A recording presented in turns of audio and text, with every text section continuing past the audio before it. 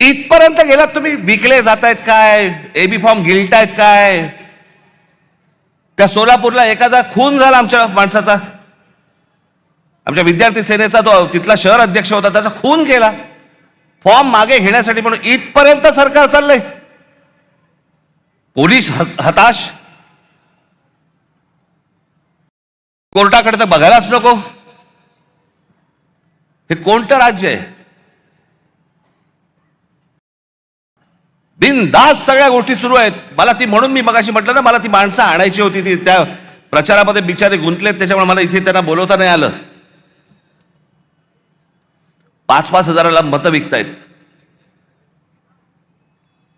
मी फक्त 2-3 माणसांची फक्त तुमच्यासमोर नावं घेतो, बाकीची तर आता येतील.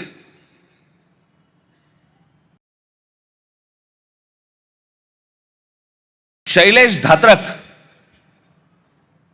एका, ते काय प्रभागात 4चा प्रभाग असतो ना, त्याच्यामध्ये एका कुटुंबातले 3 जण उभे आहेत. शैलेश धात्रक, मनीषा धात्रक आणि पूजा धात्रक. किती पैशाची ऑफर झाली असेल तुम्ही कल्पना पण नाही करू शकत. म्हणजे काय लेवलचा बाजार मांडला या लोकांनी, तुम्हाला अंदाज येईल. या 3 लोकांना एका घरात मिळून 15 कोटी रुपयाची ऑफर दिली गेली. 15 कोटी. आणि मला ते मुद्दामून इकडे बोलवायचे होते त्यांना, त्यांनी 15 कोटीची ऑफर नाकारून ते निवडणुकीला उभे राहिलेत.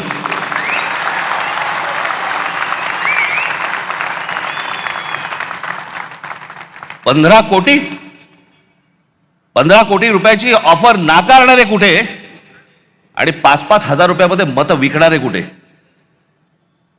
दुसरा मुलगी सौ राजश्री नाईक, कितीची ऑफर झाली? 5 कोटी रुपयाची. कुठे आहेत? या इकडे, या इकडे.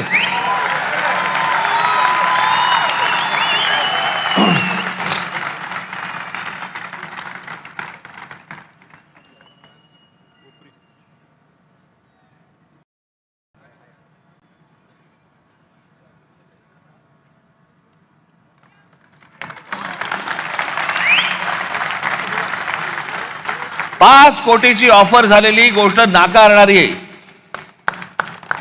हे महाराष्ट्राचं स्वाभिमानी रक्त.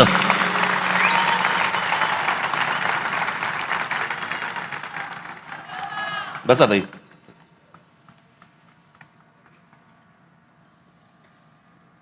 सुशील आवटे,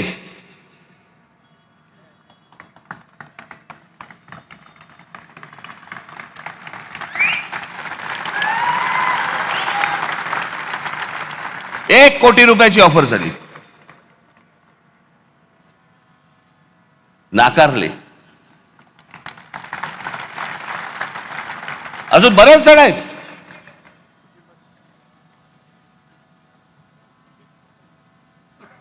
कुठून येतोय हा पैसा? काय चाललंय हे? किती पैसे वाटायचे? अहो तुम्ही हे फक्त 2-3 जण बघताय, महाराष्ट्रभर पैसे वाटले. महाराष्ट्रभर आले कुठून? टाकसाळे.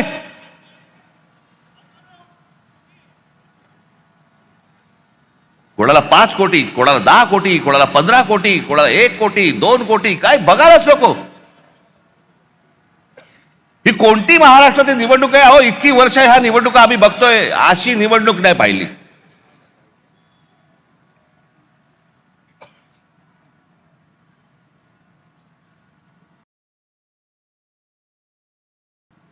काही लगामच नाही या लोकांना. बिनधास जे काय हवंय ते करायचंय. कोर्टात जाऊन काय उपयोग नाही, पोलिसात जाऊन काय उपयोग नाही, कुठेही तुम्हाला जाऊन उपयोग नाहीये. बस आमची मर्जी. बदलापूरला आमच्या महाराष्ट्र नवनिर्माण सेनेने त्या बाईच्या मुलीचं, एक लहान मुलगी जिच्यावरती बलात्कार झाला, तिचं प्रकरण जेव्हा बाहेर काढलं, त्यातला जो मुख्य आरोपी होता, काही कारण नसताना पोलिसांकडनं त्याला एन्काउंटर केला गेला, मारला, त्याला ठार मारला. का? कशासाठी? या नराधमांना ठार मारले पाहिजे, त्याच्याबद्दल वादच नाहीये. एन्काउंटर मध्ये ठार का मारायचा होता? काही गुपित होतं का? जर ते बाहेर पडलं असतं तर काही प्रॉब्लेम होता का? आणि त्याच्यातला जो आरोपी होता आपटे नावाचा, त्याला भारतीय जनता पक्षाने काल स्वीकृत नगरसेवक म्हणून स्वीकारलं. आमच्या अविनाश जाधवने धमकी दिली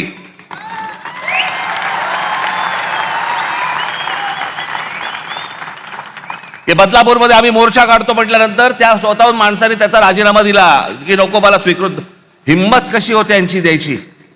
एका लहान मुलीच्या बलात्काराच्या प्रकरणामध्ये सह आरोपी असलेल्या माणसाला स्वीकृत नगरसेवक पद देण्याची यांची हिंमत कशी होते?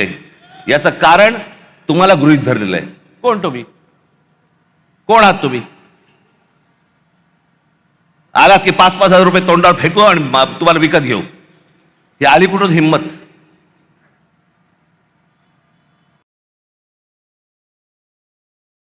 काल मी सांगितलं भ्रष्टाचाराचे आरोप आमच्यावरती करतायत. छगन भुजबळांना जेलमध्ये टाकणारे हेच देवेंद्र फडणवीस. त्याला तर काय झालं माहित मला. जेव्हा आले त्याला मला बरा वाटायचा, माणूस चांगला वाटायचा. आतापर्यंत बरा होता.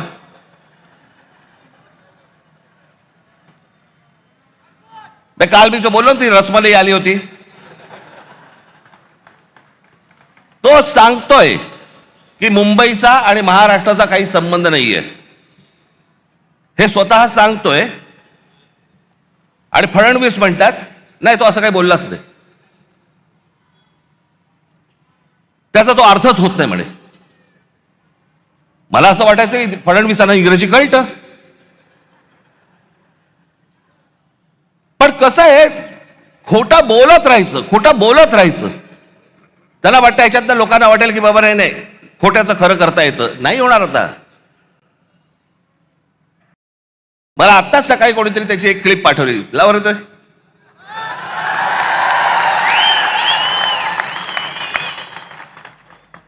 अण्णामलाईंच्या स्टेटमेंट बद्दल काय म्हणा? Bombay is not a Maharashtra city. Mumbai महाराष्ट्राची नाही असं हे म्हणत कुठलंय? Bombay is not a Maharashtra city. Mumbai is not a Maharashtra city. असं नाहीये. Bombay is not a Maharashtra city.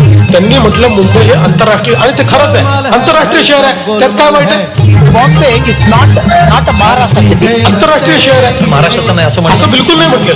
Bombay is not a Maharashtra city. त्याचं वाक्य आहे. नाही त्याचा अर्थच नाही. Bombay is not a Maharashtra city. CM साहेब त्याचं तो बोलतोय खाली की मुंबई महाराष्ट्राची नाही म्हणून नाही. तो असं बोललाच नाही म्हणे. त्याचा म्हणे तो अर्थच होत नाही. किती खोटं बोलायचं, काही मर्यादा? कोणासाठी करताय हे तुम्ही? कशासाठी करताय हे?